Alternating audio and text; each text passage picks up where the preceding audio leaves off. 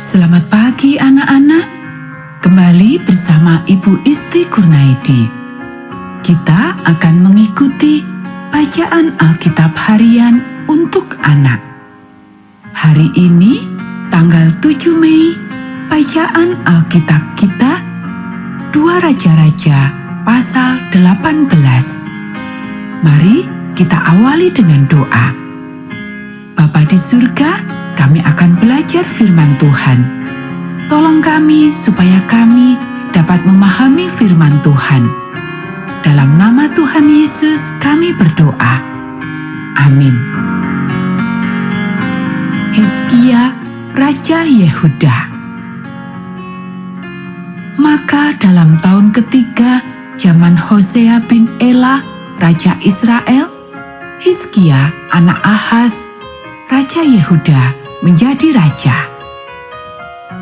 Ia berumur 25 tahun pada waktu ia menjadi raja, dan 29 tahun lamanya ia memerintah di Yerusalem. Nama ibunya ialah Abi, anak Sakaria. Ia melakukan apa yang benar di mata Tuhan, tepat seperti yang dilakukan Daud, bapa leluhurnya.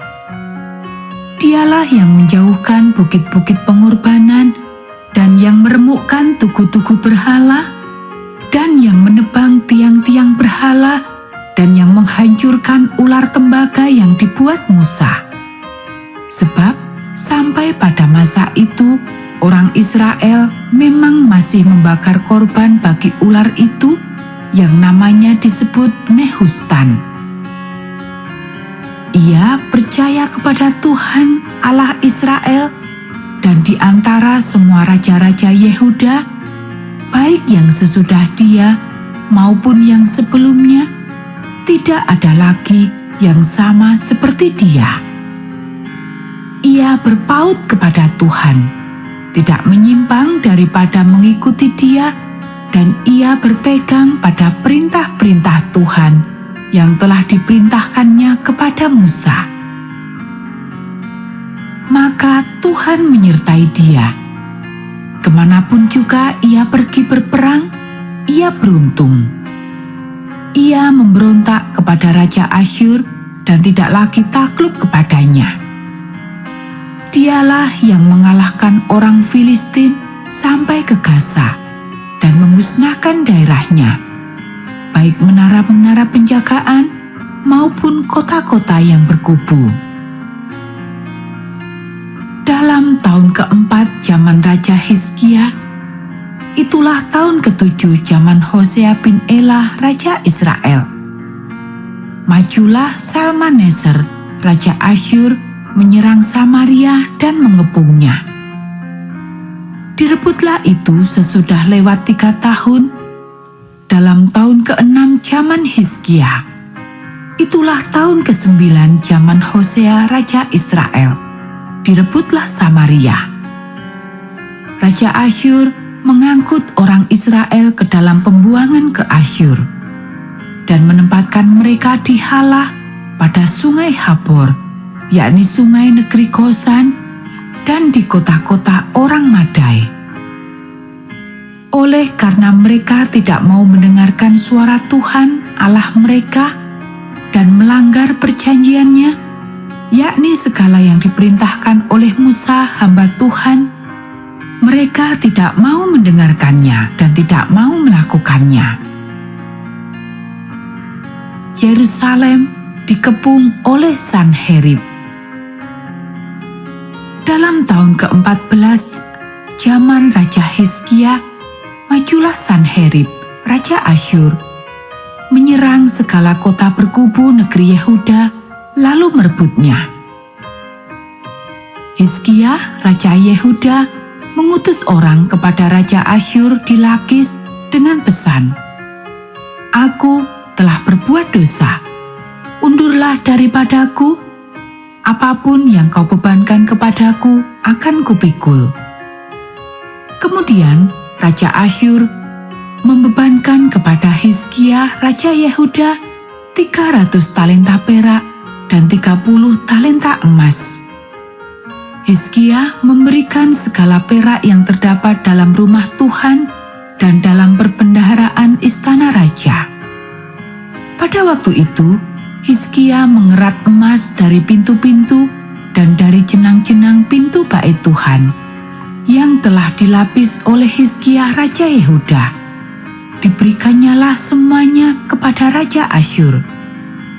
Sesudah itu, Raja Asyur mengirim panglima, kepala istana, dan juru minuman agung dari Lakis kepada Raja Hizkia di Yerusalem, disertai suatu tentara yang besar.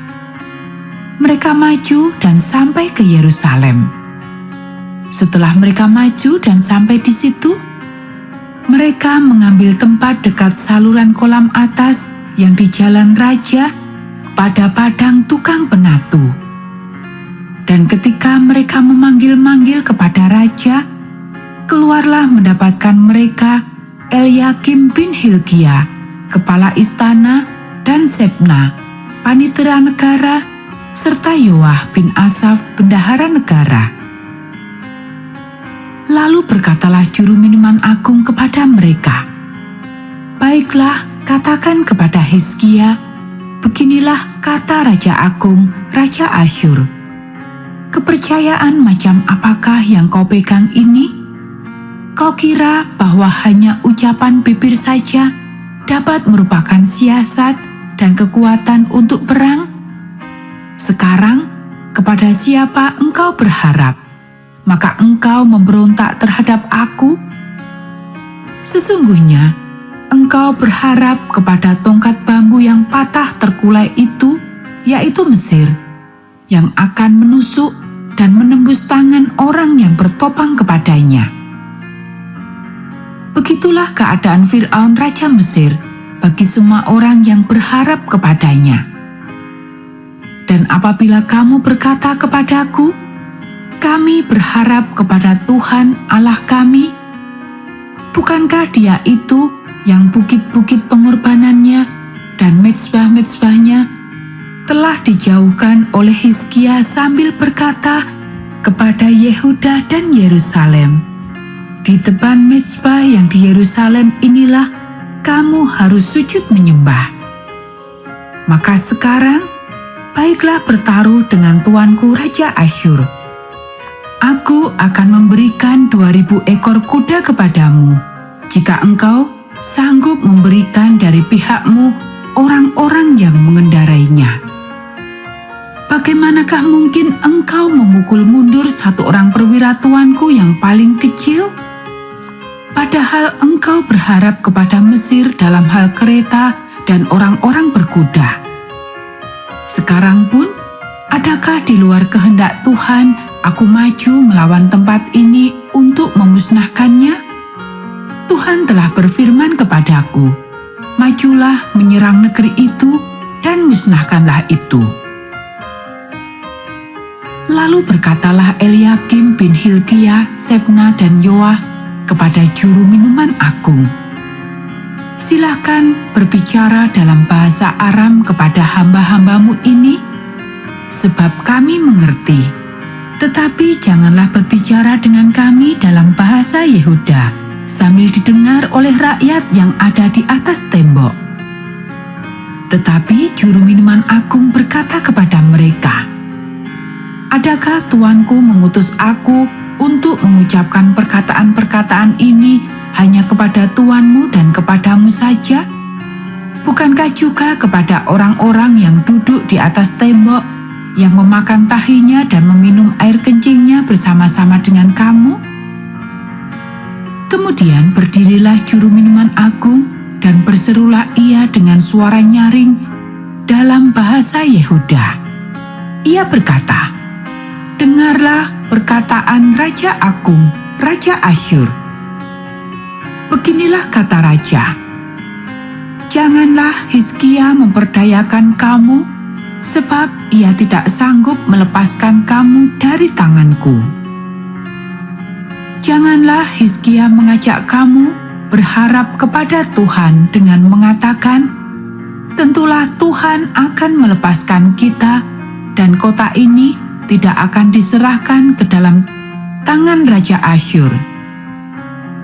Janganlah dengarkan Hizkia, sebab beginilah kata Raja Asyur. Adakanlah perjanjian penyerahan dengan aku dan datanglah keluar kepadaku. Maka setiap orang daripadamu akan makan dari pohon anggurnya dan dari pohon aranya serta minum dari sumurnya.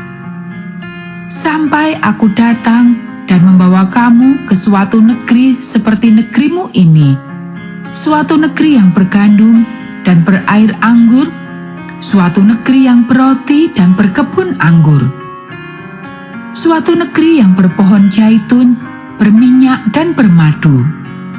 Dengan demikian kamu hidup dan tidak mati. Tetapi janganlah dengarkan Hizkia, sebab ia membujuk kamu dengan mengatakan, Tuhan akan melepaskan kita.